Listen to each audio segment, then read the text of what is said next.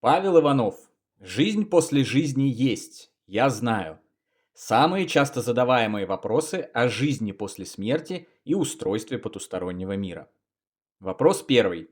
Есть ли жизнь после смерти?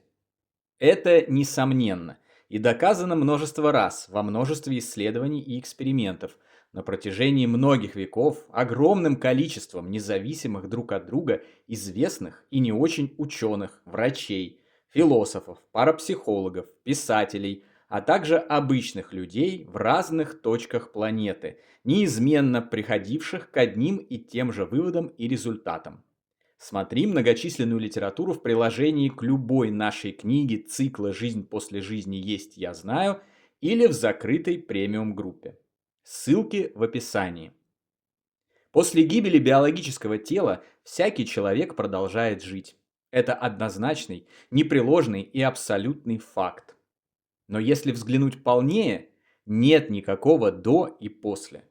Есть одна большая, непрерывная жизнь на разных отрезках и в разных формах бытия, в областях плотной материи, таких как привычная всем вещественная Земля, и там, где атомы вещества колеблются на более высокой частоте, в так называемом духовном мире. Все это твоя, одна и та же жизнь в одном и том же бесконечном и удивительном мире, где все без исключения зависит только от носителя духа, то есть тебя самого. Смерть– это не конец, но трансформация. Переход из одного состояния в другое, из одной формы бытия в другую. Как гусеница, превращающаяся в бабочку, фактически становясь другим существом, не прекращает быть самой собой, так и личность человека не прекращает быть собой, утрачивая одно тело и переходя в другое. Вопрос второй. Где доказательства жизни после смерти? Продолжение жизни личности после гибели ее биологического тела доказано и подтверждено давно, уверенно и множество раз, огромным количеством ученых, врачей, исследователей и экспериментаторов. Полученные доказательства представлены в документальной литературе по этой теме. Краткий перечень такой литературы для ознакомления с доказательствами размещен в приложении к любой нашей книге и в нашей закрытой премиум-группе. Каждый источник этого перечня подобран таким образом, что выступает своеобразным клубком, при желании потянув за нить которого всегда можно получить еще больше информации и доказательств. Вопрос третий. Умирать больно? Нет. Сама смерть абсолютно безболезненна и даже приятна. Сбрасывая свое физическое тело после его смерти, человек избавляется от боли, неудобств и ограничений, свойственных телу. Больно лишь подбираться к смерти, когда тело сильно повреждено, поражено болезнью или одряхлело настолько, что уже не справляется с возложенным на него функционалом. Вопрос четвертый. Существует ли душа? Душой, благодаря укоренившимся на Земле религиозным учениям, не вполне корректно принято называть сознание человека, его энергоинформационную структуру, его истинную личность, посредством которой он управляет физическим телом на отрезке воплощения в мире плотной материи. Религия представляет душу как однокомпонентную структуру, которая покидает биологическое тело в момент его смерти и навечно отправляется в ад или рай по заслугам земной жизни. Эти представления неверны. Сознание определенно существует, не зависит от биологического тела и состоит не из одного, но из множества тонких компонентов тел, каждый из которых задействуется с той или иной целью на том или ином отрезке существования. Вопрос пятый. Что такое тонкий мир? Тонкий или духовный загробный мир– это области Вселенной, материя которых состоит из атомов, колеблющихся на более высоких частотах, нежели материя привычного нам плотного мира. В связи с этим духовный мир в данный момент можно лишь очень ограниченно детектировать при помощи земных органов чувств и приборов. Первое доступно только людям с развитыми экстрасенсорными способностями. Второе обычно отвергается служителями науки и скептиками как подлог. В тонком мире живут умершие люди. Каждую ночь его посещают спящие. Туда заносят тех, кто оказался в состоянии клинической смерти. Периодически в нем обретаются внетелесные или астральные путешественники и многие другие, в данный момент воплощенные, развоплощенные или никогда не воплощавшиеся в плотных телах сущности. Вопрос шестой. Почему мы не видим потусторонний загробный мир? Потому что он существует на более высокой частоте колебаний атомов, из которых состоит его материя. Их еще называют вибрациями. Когда лопасти вентилятора начинают вращаться, ты их тоже не видишь, но тем не менее они продолжают существовать. Упрощенно, с тонким миром та же история. Вопрос седьмой. Где находится тонкий мир? Там же, где и всем знакомый обычный, физический, плотный мир. Вокруг нас, только на другой частоте вибраций. Поэтому рядом с нами незримо присутствует огромное количество различных духов, включая духов наших усопших родных и любимых, тела которых также колеблются на отличной от наших тел частоте, и потому мы их не видим и не слышим. Вопрос восьмой. Все ли будут жить после смерти или есть какие-то исключения? Сознание и жизнь непрерывны. Возможность жить вечно дарована Создателем Вселенной каждому. Но вместе с ней ему дарована и абсолютная свобода воли поступать так, как ему заблагорассудится, и возможность получать то, что ему хочется.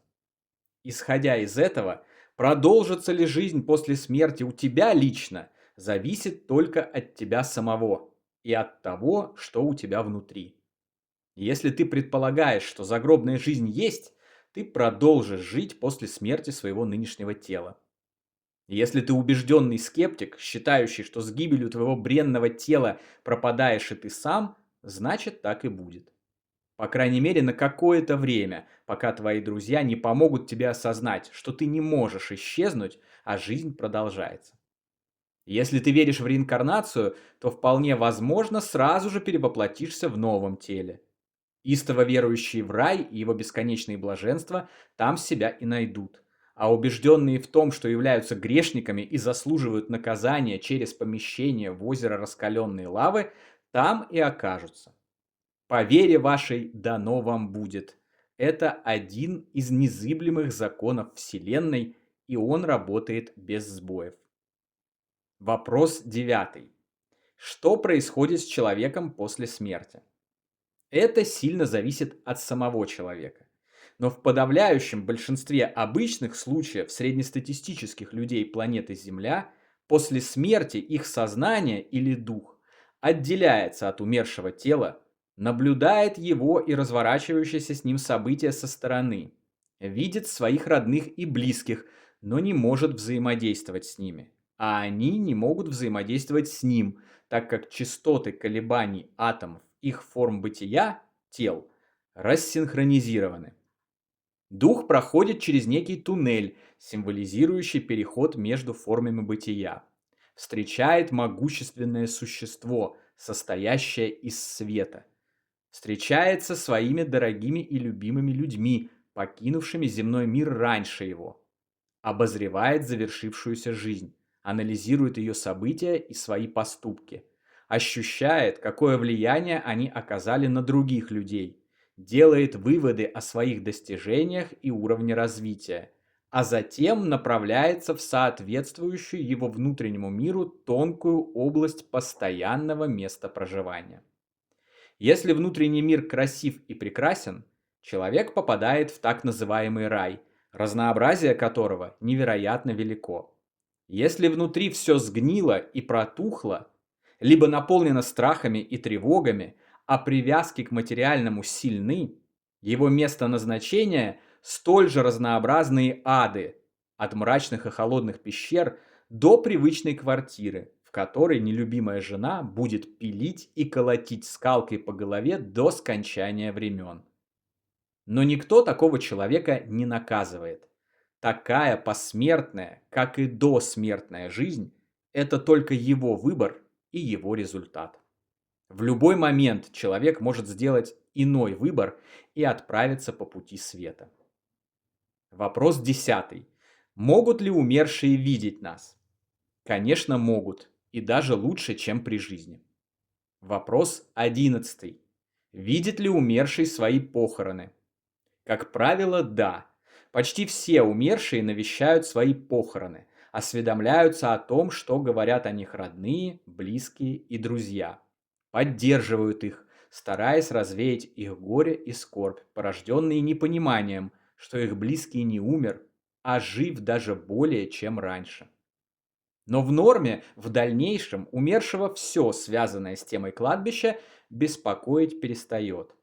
Если только он не привязан к земле в связи с некорректными установками психики. Развоплощенный быстро теряет интерес к своему былому телу и удаляется для более интересных дел и приключений в открывшемся ему великолепном мире бесконечных возможностей. Вопрос 12.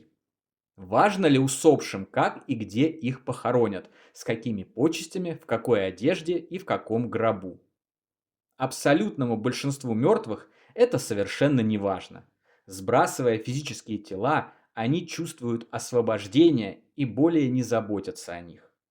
Тем немногим же, привязанным к своим земным оболочкам усопшим, кого продолжает беспокоить их умершее тело, необходима серьезная и безотлагательная помощь. Вопрос 13. Читают ли умершие наши мысли? О да, и еще как. И не только читают, но и видят их. Они также ощущают запахи через наши органы чувств, смотрят нашими глазами и пробуют пищу на вкус нашими ртами. Это, конечно, не означает, что теперь, решив пошалить в спальне, нужно тревожиться и озираться в поисках невидимого наблюдателя. Надо просто принять это положение вещей как норму, потому что так есть и так было всегда. Мы никогда не бываем в одиночестве. Вокруг нас всегда кипит незримая духовная жизнь. Такой приватности, как ее понимает современный воплощенный человек, не существует. И это абсолютно нормально. На той стороне это прекрасно понимают. Следовательно, следует также понимать и нам. Вопрос 14. Влияет ли горе живущих на усопших? Очень сильно. Оно мешает им наслаждаться их новой жизнью в полной мере, возвращает в плотный мир, привязывает к горюющим и мучает всех вовлеченных. Задача оставшихся жить – как можно скорее справиться с горем и вместо негативных научиться создавать позитивные эмоции любви и света, отправляя их усопшим на регулярной основе. Вопрос 15. Мы встретимся с умершими родными и любимыми после нашей смерти. Абсолютно точно. С теми усопшими родными и любимыми, с кем нас связывают узы взаимной любви, мы встретимся после смерти и продолжим совместный путь. С теми, с кем мы не хотим встречаться, мы не встретимся. Вопрос 16. Встречают ли нас любимые умершие после нашей смерти? Да, в норме кто-нибудь из развоплощенных, родных, близких или друзей обязательно встретит тебя сразу после того, как начнется твой переход или даже накануне его у твоего смертного одра. Если таковых за жизнь ты не скопил, еще есть возможность успеть это сделать и обрести это истинное богатство. Ну а если времени не осталось, переживать все равно не нужно. Тебя встретит духовный наставник или твоя собственная личность из другой жизни и другого времени. И только некорректное состояние твоего духа, фиксация исключительно на материальных благах, внутренняя пустота, страх, ненависть и злоба в сердце могут закрыть тебя от такой помощи. Придется действовать и разбираться в новом мире в одиночку. Но виноватых в этом, как ты сам понимаешь, кроме тебя самого, нет. Вопрос 17. Как узнать, куда я попаду после смерти? В ад или в рай? По твоему внутреннему состоянию, определяющему соответствие внешней окружающей реальности. Если внутри у тебя рай, свет, добро и любовь, то в рай ты и попадешь. Если же ты исполнен гнева, злобы, ненависти и духовной пустоты, попадешь в созданный тобой же ад. Рай – это не место, а состояние твоего сознания. Рай может быть на земле, может быть с миллиардом на счету, а может быть и с 1 рублем в кармане. Он может быть после завершения земной жизни, а может и не быть, если внутри тебя нет соответствия раю. И только ты сам определяешь свою судьбу и свою реальность во всех мирах, пространствах, измерениях и формах бытия. Вопрос 18. Кого видят умирающие люди, восклицающие «мама», «папа» или «бабуля», глядя на потолок? Тех и видят, о ком восклицают. В момент смерти сознание покидает физическое тело, но делает это не в один миг. На какое-то время человеку становятся видны оба мира – вещественный и тонкий. Результатом этого становится то, что он видит близких, явившихся встретить его и помочь освоиться в новой жизни, но все еще может выражаться при помощи своего плотного тела. Вот он и сообщает плотным телом о том, кого видит телом тонким. Вопрос 19. Что такое околосмертные переживания? В определенных условиях клиническая смерть, ощущение неминуемой гибели и так далее, дух покидает физическое тело и направляется к месту своего постоянного проживания в духовном мире. Результатом этого становится комплекс явлений, которые дух наблюдает. Темный туннель, встреча с разумным существом, состоящим из света, обзор прошедшей жизни, образы умерших родственников и любимых, пейзажи той стороны, характер которых зависит от состояния духа. Они могут быть райскими или адскими. Разделительная черта и прочие описанные в литературе по околосмертным переживаниям явления. Комплекс этих явлений и называется околосмертным переживанием или сокращенно ОСП. Вопрос 20. Как пережить смерть близкого и не утонуть в депрессии? Через обретение знаний о вечной, бессмертной духовной природе человека и понимание того, что разлука с близким не навсегда, а лишь на непродолжительное время. Да и такой разлуки как таковой нет, ведь на самом деле наши близкие духи никогда не покидают нас. Надо только научиться чувствовать это, а на более поздних этапах познания и слышать, и видеть. Вопрос 21. Сколько у человека тонких тел? Много. Конкретное число не так важно. Важна суть. Человек – это невероятно сложный организм, состоящий из множества компонентов, оперирующих на разных частотах Вселенной, в разных мирах и измерениях. Это многомерное, вневременное, могущественное и прекрасное существо, строящее реальность вокруг себя при помощи своего творческого сознания и мысли, способное абсолютно на все. И это существо – ты, всегда им был и всегда будешь. Вопрос 22. Как не попасть в ад после смерти? Устраивая грамотную организацию райского внутреннего мира. Как только он будет устроен внутри тебя, он тут же посредством обязательного соответствия внутреннего внешнему возникнет и снаружи. Это работает во всех реальностях, на всех отрезках твоего существования, плотных или тонких. Именно поэтому одни, имея миллионы долларов на банковских счетах, живут несчастно, безостановочно употребляют алкоголь и наркотики, полагая, что их жизнь – это ад. А другие, ютясь в однокомнатной квартирке неблагополучного района города вместе со своей половинкой, уверены, что они счастливы, и это и есть рай. Все в твоей жизни – соответствие. Их корректная настройка находится исключительно в твоих руках и зависит только от тебя. Это несложно. Люби всех без исключения. Делай добро, несмотря на зло, которое причиняется тебе. Помогай ближнему. Радуйся каждому дню жизни. Используй все даруемые им возможности. Расти и развивайся.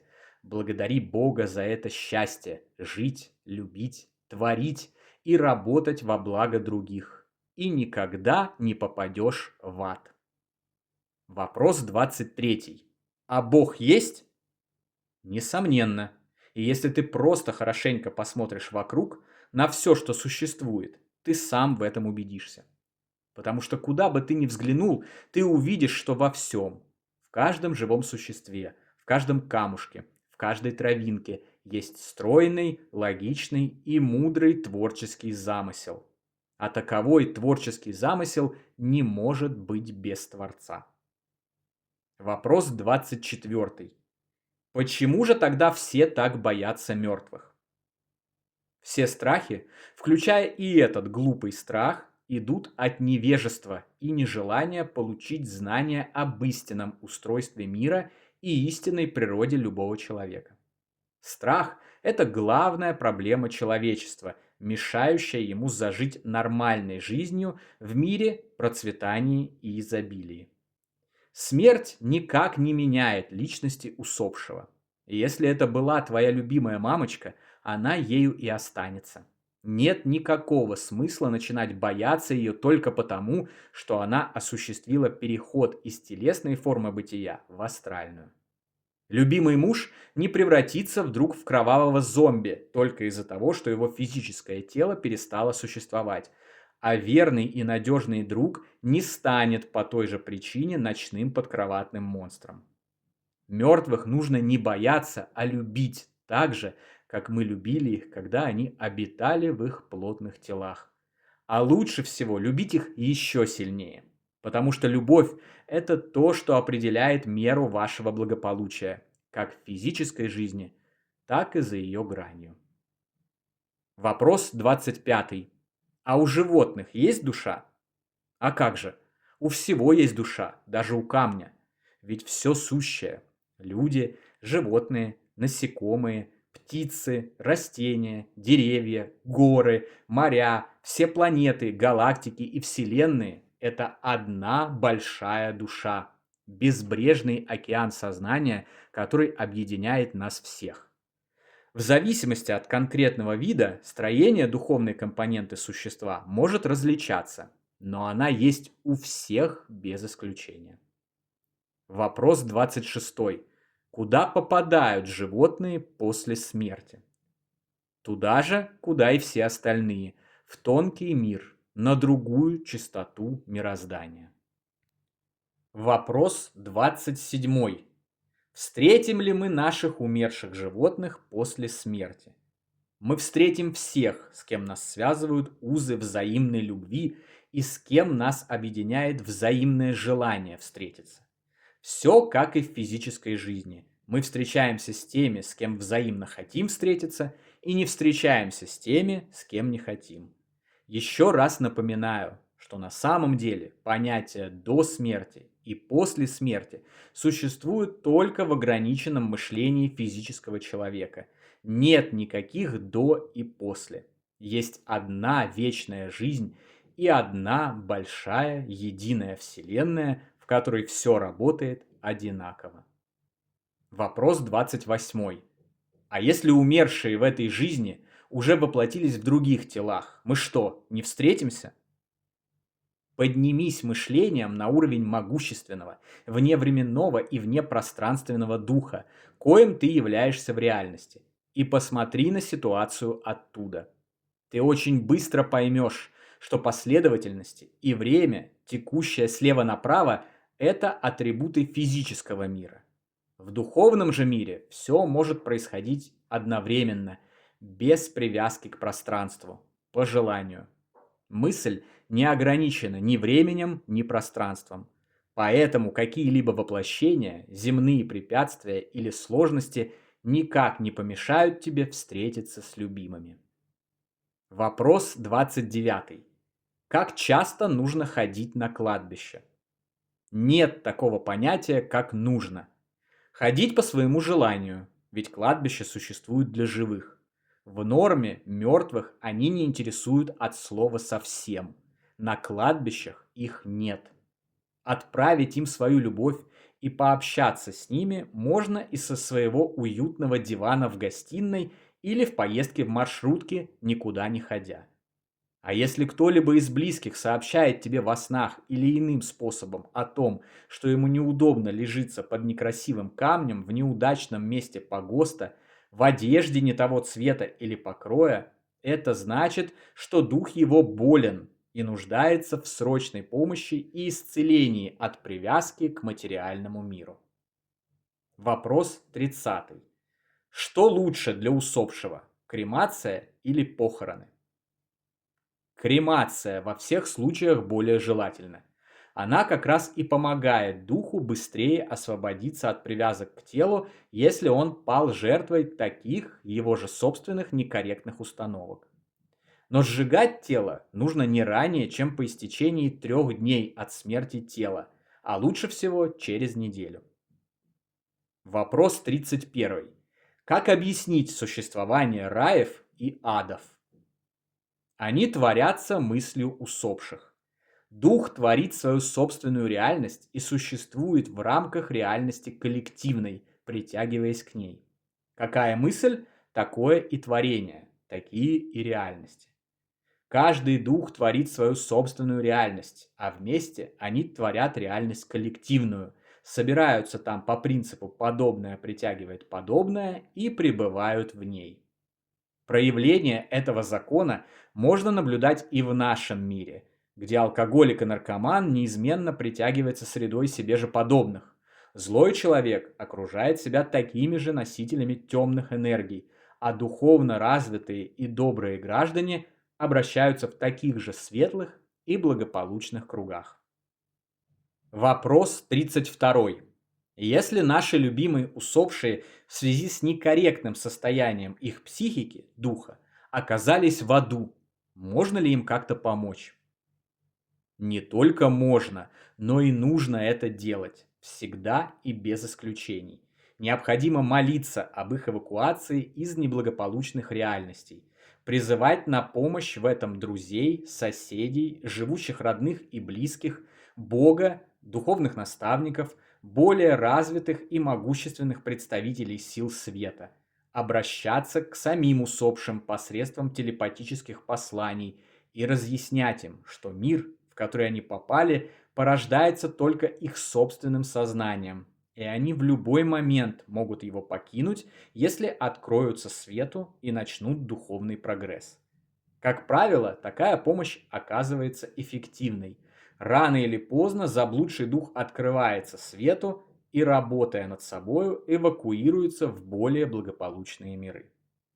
Вопрос 33. Если человек умер в беспамятстве, что с ним будет после смерти? Это зависит от природы недуга. Повреждения, порожденные физической причиной, деменция, болезнь Альцгеймера, Паркинсона и так далее, устраняются сразу со смертью тела. Дух возвращает себе способность нормально мыслить, общаться и действовать. Точно так же со смертью устраняются любые повреждения тела, отсутствие конечностей, органов чувств, ожоги и прочее. Если причина лежит в психическом, то есть в духовном поле, депрессии, сумасшествие, шизофрения, биполярное расстройство и так далее, исцеление потребует времени и помощи потусторонних специалистов. Вопрос 34. Что после смерти происходит с самоубийцами? То же, что и со всеми остальными. Они творят свои реальности, соответствующие их внутреннему состоянию духа, и проживают в них на постоянной основе. Поэтому, если самоубийца уходил из жизни в печальном, подавленном состоянии и депрессии из-за, например, того, что его никто не понимает, он оказывается в мрачной, холодной пещере или в озере раскаленной лавы, где его будут бесконечно атаковать его же собственные страхи и кошмарные образы. Самоубийство из-за слабости, неспособности справиться с трудной жизненной ситуацией – это всегда трагическая и роковая ошибка, Проявление тотального эгоизма и малодушия, ведущие совершивших эту ошибку в самые неблагополучные области потустороннего мира, стереотипно называемые адом. Если же прекращение земного воплощения было совершено в нормальном расположении духа, ввиду бессмысленности его продолжения из-за, например же, смертельной и мучительной болезни, или как героический поступок спасения жизни другого человека, такой усопший может сразу после смерти тела обнаружить себя в прекрасном доме, вокруг которого расположился великолепный цветущий сад, в окружении родных и любимых. Определяющее значение всегда и везде имеет закон соответствия внутреннего мира внешнему. Внутреннее порождает, творит и изменяет внешнее. Все остальное – частности и малозначимые нюансы. Вопрос 35. А если я не хочу после смерти встречаться с родственниками, неужели придется? Не придется. Встречи определяются взаимным желанием. Если его нет, то и встречи не будет. Конец первой части. Спасибо за внимание. Продолжение последует в следующем видео, если это видео наберет 500 лайков. Поэтому, друзья, не забудьте поставить свою реакцию, подписаться на канал, а также при желании и возможности поддержать его донатом. Наш проект существует благодаря вашей поддержке. Огромное спасибо и до встречи. Всегда ваш Павел Иванов. Друзья, наши книги о жизни после смерти и устройстве потустороннего мира цикла «Жизнь после жизни есть, я знаю» и «Онкология и душа» вы можете найти в разных книжных магазинах и маркетплейсах. Ссылки на некоторые из них даны в описании. Мы очень рекомендуем эти книги для получения комплексных и системных знаний о том, как все устроено.